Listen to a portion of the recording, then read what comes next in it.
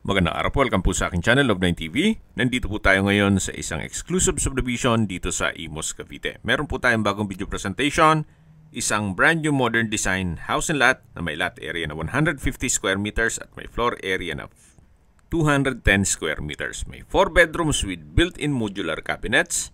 Ang master bedroom ay meron pong walk-in closet, 3 bathroom with built-in multi-link heater.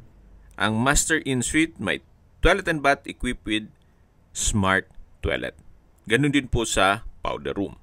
Naka-double high ceiling, equipped with 6 Daikin split type aircon or inverter type, air condition sa lahat ng kwarto, pati sa living room at dining room. Meron din pong 8 CCTV indoor at outdoor. Then naka-PVC sliding doors and windows with tempered glass.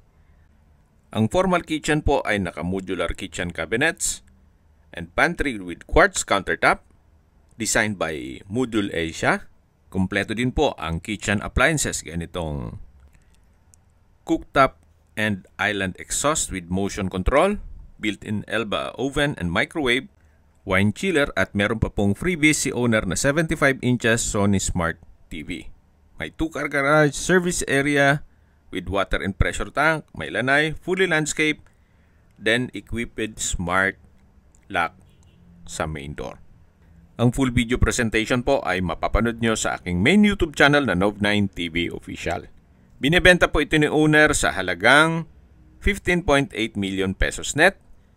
Ibig mong sabihin, si buyer na po ang sasagot sa lahat ng taxes at expenses with regard to documentation.